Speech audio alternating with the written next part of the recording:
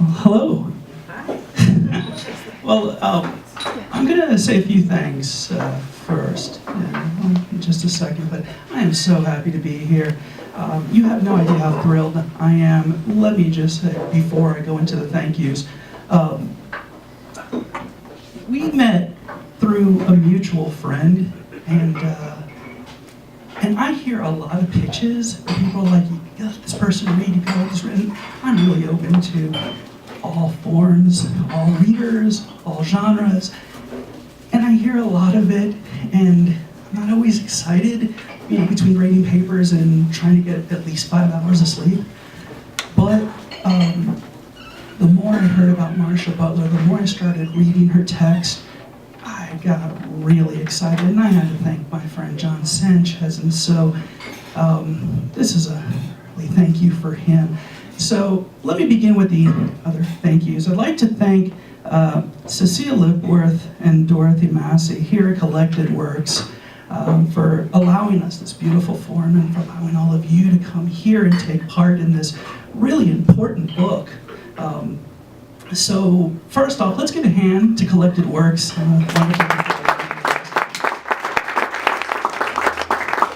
Thank you, Cecile. It doesn't happen without you, you know that. All right. I'd also like, as I've stated, thank John Sanchez. I know he's here in his heart right now, but his body is in New York City. And so with that, thank you, John, for introducing me to this wonderful woman.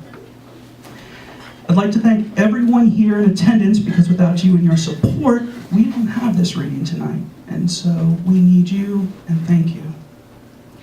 And of course, I want to thank Marcia Butler, who will share excerpts from her incredible book, The Skin Above My Knee.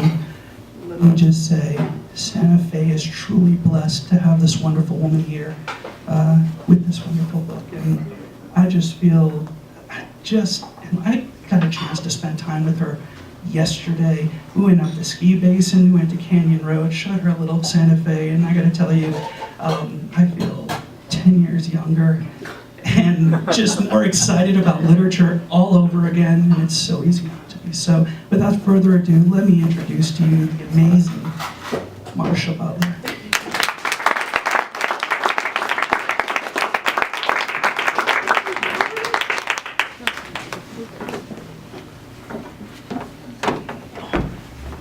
Goodness, thank you.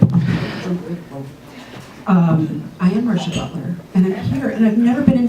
I'm going to do this a little bit to get fixed until I stop.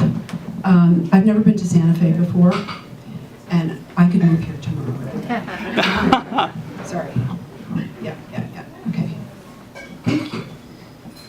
This is a great place, and I'm really happy to hear. I won't go through the thank yous because we had John's prolific thank yous, and thank you, John, thank you, Cecile, everybody. So this is my book.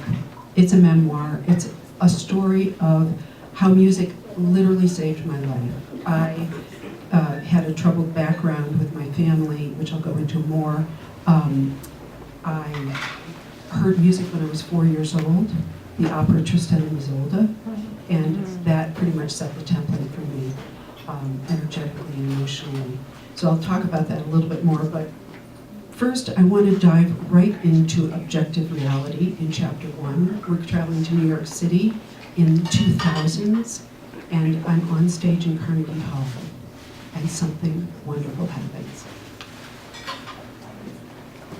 This is the first, am I okay with the mic? Louder? Yeah. How's that? Closer? Is it booming? Is it okay? Check, 2, 4. Okay, I'm doing this side saddle here, everybody. This is the first chapter of the book. It's called Memos. Audiences marveled at this young violinist, how he performed with effortless abandon, uninhibited by the technical challenges in the violin concerto repertoire. Tonight, our audience was newly enthralled, on the edge of their seats inside Carnegie Hall, as the Mendelssohn Violin Concerto moved at breakneck pace.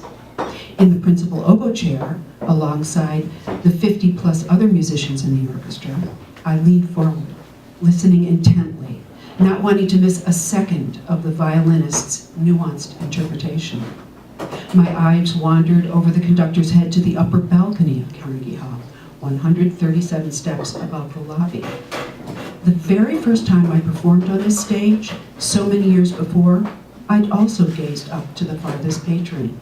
Young and new to the freelance scene in New York City, and fresh out of music conservatory, I remember pinching myself for my good fortune. I had made it to that venerable and most august of concert halls. Years later, I felt I knew the Mendelssohn Violin Concerto almost as well as the soloist. I'd performed it within the orchestra dozens of times over many years. Considered to be perfectly constructed, this iconic work of the violin repertoire emerged from Mendelssohn's genius at age 35. Unencumbered by compositional traditions of his time, he experimented with a concerto form in flux, ultimately becoming a critical composer in bridging the late classical muscular writing of Ludwig van Beethoven and what would become the lush and broadening romantic realm of Johannes Brahms.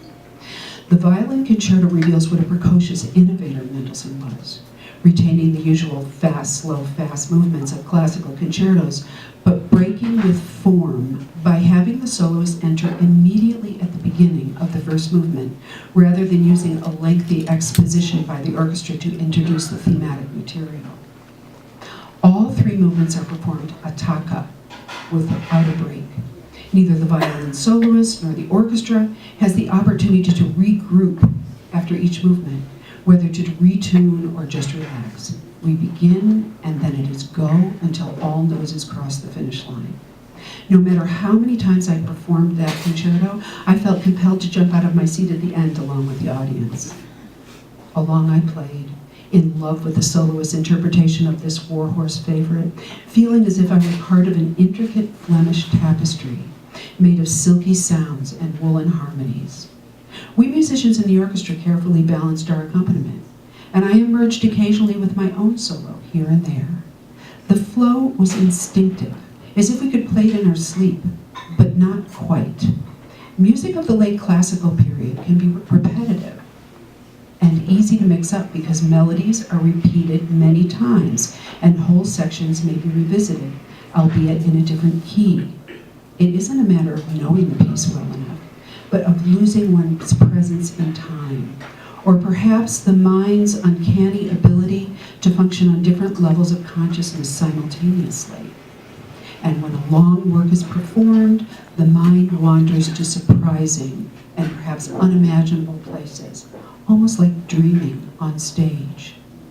Perhaps this particular conductor was thinking about the reception afterward and the donors he'd need to chat up. He certainly wasn't thinking of the musicians before him, his arms offering us no assistance, his eyes shut as if enthralled. No matter. A conductor's public persona often trumps his conducting skills. Charming potential donors brings in necessary revenue, after all. And while he was no genius on the podium, we knew that this conductor could effectively execute the public, fearless leader aspect of his job and guide us with minimal help. Other minds also wandered. Just before stepping onto the stage, a section violinist had a screaming fight with her husband by cell phone. We all heard it, trying not to listen too carefully. She surely had other things on her mind as she crimped her violin under her chin, preparing to play her next entrance. My eyes drifted toward a friend in the viola section. Our eyes locked. She signaled a very subtle, "Oh, brother," look, lifting her brows slightly. I knew just what she meant. She detested this conductor. Glancing back over to the violinist who'd fought with her husband, I noticed her hooded and dull stare while she played a particularly difficult passage in a tutti section. Yet, the music continued beautifully. I indulged in my own momentary lapse, wondering how my new puppy was doing, and worried because I'd left her at home alone for far too many hours. Now the third movement was beginning, so I refocused and started diligently counting my rests, preparing for my next entrance. Many complex lives wove snugly together on the stage. And in spite of this communal daydreaming, the bitching and moaning by means of conspiratorial glances bandied back and forth, and the nonverbal hijinks, a wonderfully transcendent performance was emerging. Scattered minds and and thoughts notwithstanding, we remained intensely occupied with the task at hand, the performance by a superb violinist and a sensitive and attuned orchestra of one of the greatest violin concertos ever written. An orchestra functions not only on these levels, but also as a tight, organic, undulating ball of kinetic energy, similar to an enormous shoal of minnows, thousands of which can span half a mile. Consider the whimsy of one minnow. Suddenly, that first minnow decides to make a 180-degree turn, and every single one of the others makes the same exact turn at precisely the same second.